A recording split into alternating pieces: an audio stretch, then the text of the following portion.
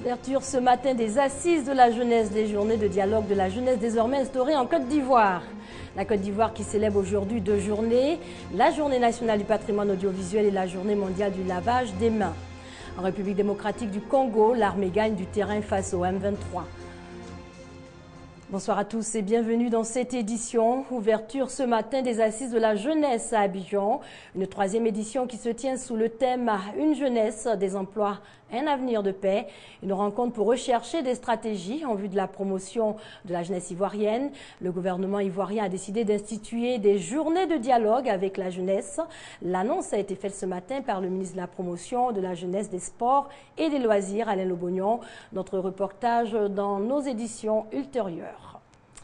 Célébration aujourd'hui de la Journée mondiale du lavage des mains. 3 ministères pour lancer le message de sensibilisation. Aux côtés du ministère de la Santé, le ministère de l'Environnement, de la Salubrité et du Développement durable et le ministère de l'Éducation nationale. Grâce Kando. 10 étapes en 30 secondes. Le lavage des mains, un geste simple pour sauver des vies. Ce qui permet d'éviter plusieurs maladies, entre autres la diarrhée, la fièvre typhoïde et les syndromes respiratoires aigus. Selon le ministère de la Santé, il y a eu en 2011 plus de 200 000 cas de diarrhée chez les enfants de 0 à 4 ans, soit un taux d'incidence de 57,86%. Pour cette journée du lavage des mains, une sensibilisation s'impose selon la direction du groupe scolaire Amont d'Abu 1 dans la commune du Plateau.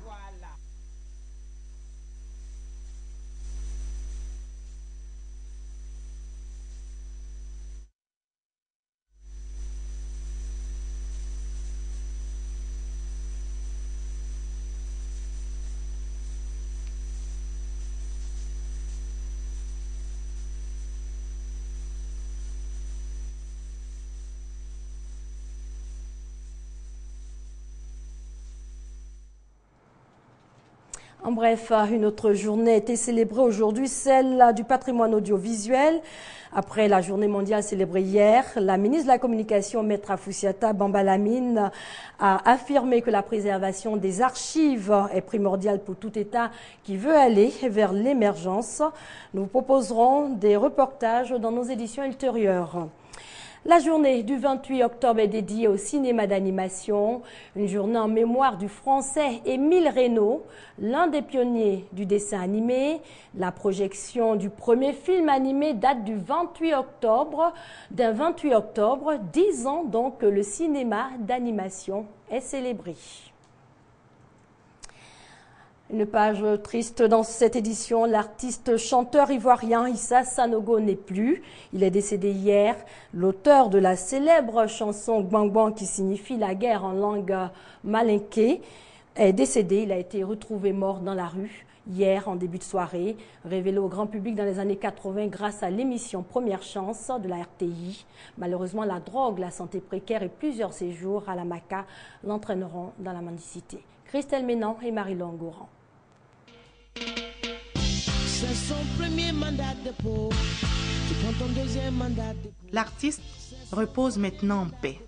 Issa Sanogo a été retrouvé sans vie en fin d'après-midi ce dimanche 27 octobre dans la commune de Trècheville à Abidjan. Issa est venu voulait manger du pain. La fille de manger du pain, il veut boire l'eau.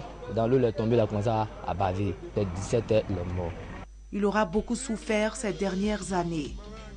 Dépendant de la drogue, Issa Sanogo, victime du Star System, a régulièrement séjourné dans les geôles de la maison d'arrêt de correction d'Abidjan. Il était plus propre, il dormait dans les coins des rues.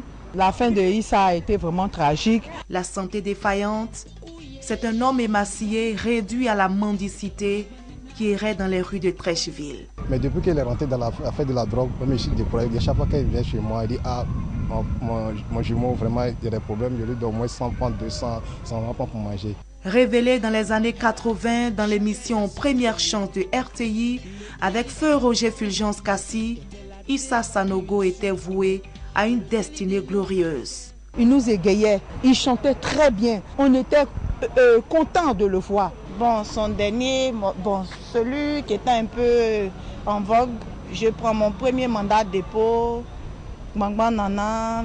Talentueux, le reggaeman avait séduit le public ivoirien avec des titres comme Garabi.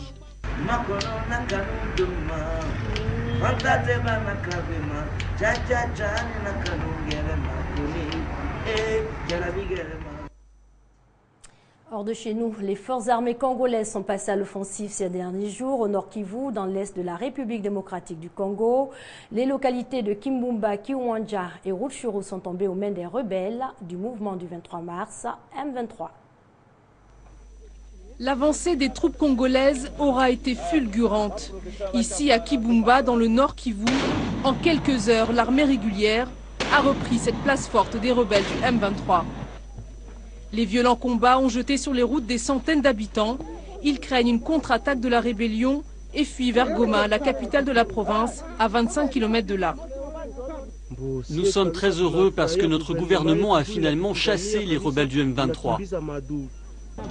Kibumba est la troisième ville reprise aux mains des rebelles en 4 jours dans le nord Kivu. Ces victoires éclairs galvanisent des troupes congolaises qui ont essuyé de nombreux revers militaires ces derniers mois. La population congolaise est derrière nous et nous n'allons pas décevoir notre population parce que c'est notre pays, nous devons restaurer l'autorité de l'État. L'offensive militaire se poursuit toujours plus à l'est du pays. De leur côté, les rebelles en déroute se replient vers les frontières de l'Ouganda et du Rwanda. Ils menacent de se retirer des négociations de paix si Kinshasa ne met pas fin aux hostilités. Toujours à propos de la République démocratique du Congo, environ 10 000 réfugiés congolais affluent en Ouganda. Ils ont franchi la frontière ougandaise pour échapper au combat dans le nord-est de la RDC, où une nouvelle faction rebelle appelée M18 aurait vu le jour. Au Niger, la mortalité infantile recule, une avancée qui réjouit les autorités et l'ONG Save the Children. Personne n'a oublié la terrible famine au Niger en 2010 et ces images d'enfants faméliques. Qui aurait alors parié que le Niger serait un jour un exemple en matière de lutte contre la mortalité infantile? Aujourd'hui pourtant, selon l'ONG Save the Children, c'est le pays qui enregistre le plus d'avancées sur ce terrain. Les pays qui se classent en haut du tableau, comme le Niger, sont ceux qui ont réduit la mortalité, mais sur l'ensemble de leur territoire. Et ils dispensent des soins gratuits à toutes les femmes enceintes et à tous les enfants. Pour l'ONG, c'est la volonté politique du Niger qui a permis d'accélérer les progrès ces dernières années. Et les résultats sont là. Les décès des enfants de moins de 5 ans ont chuté des 2/3 depuis 1990. Mais la situation reste fragile. Depuis le début de l'année, 2000 enfants sont déjà morts de malnutrition au Niger. Ici comme ailleurs sur le continent, il faut encore renforcer les systèmes de santé pour les tout-petits. La réalité, c'est que les enfants meurent de pneumonie, de diarrhée, de rougeole, donc d'infections que l'on peut traiter. Mais les enfants d'autres pays ou bien d'autres régions au sein d'un même pays ne meurent pas de ces maladies. Parmi les bons élèves, l'ONG distingue le Libéria, le Rwanda ou l'Indonésie. Dans le bas du classement, Haïti, la Papouasie et la Guinée équatoriale. Pour sensibiliser les donateurs internationaux, Save the Children lance une grande campagne mondiale.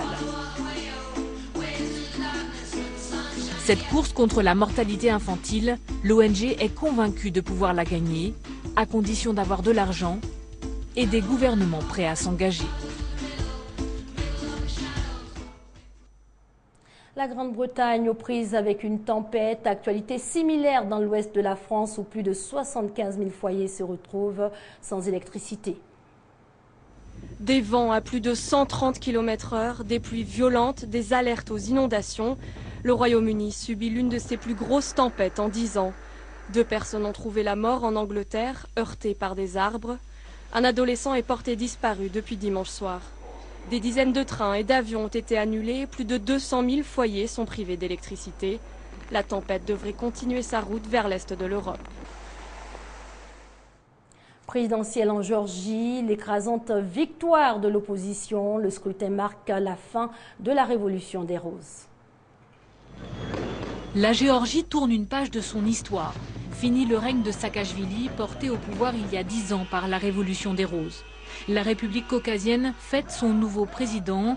Gorgui Marghelashvili, quadragénaire au visage rond, est élu avec 62% des voix dès le premier tour. Cette victoire écrasante, il la dédie aussitôt au mentor à ses côtés, le milliardaire Ivanishvili. Je voudrais remercier une personne qui est très importante à mes yeux, qui est et représentera toujours une autorité majeure, mon ami Bidzina Ivanishvili. Ses détracteurs le voient comme la marionnette d'Ivanishvili, qui a mis tout son poids politique et financier pour remporter cette présidentielle. S'il y avait eu un second tour, ça aurait montré l'ingratitude des Géorgiens. Et je ne voulais pas de ça. Nous aurions gagné de toute façon. Je voulais être sûr que j'avais vu juste. Et oui, je vous ai bien compris et je vous aime. La coalition hétéroclite de Bidzina Ivanishvili avait déjà remporté les législatives il y a un an. Depuis, le milliardaire devenu Premier ministre menait une cohabitation très houleuse avec le président Saakashvili. Après 2 mandats, Mikhaïl Saakashvili ne pouvait pas se représenter. Amer, il admet la défaite cuisante de son parti. Pour être honnête avec vous, je vous dirais que les événements de cette dernière année, ainsi que le résultat d'aujourd'hui, est un sérieux pas en arrière pour la Géorgie et ses perspectives d'avenir. Saakashvili, très pro-occidental, laisse un bilan contrasté. Il a modernisé le pays, remonté l'économie et endigué la corruption. Mais il y a aussi les scandales, la répression contre l'opposition et surtout l'échec pour reprendre l'Ossétie du Sud à la Russie. Aujourd'hui, il est dans le collimateur des vainqueurs qui parle de le traîner en justice. Un règlement de compte qui pourrait déjà avoir commencé. Un tribunal géorgien vient de condamner à 4 ans de prison pour abus de pouvoir un ancien ministre proche de Saakashvili. Cette brève avant de terminer, l'homme le plus grand du monde s'est marié. Le Turc Sultan Korsen, culminant à 2,51 m, a épousé une Syrienne. Elle mesure 1,75 m. C'est la fin de cette édition. Merci à vous de l'avoir suivi. Excellente soirée sur RTI2.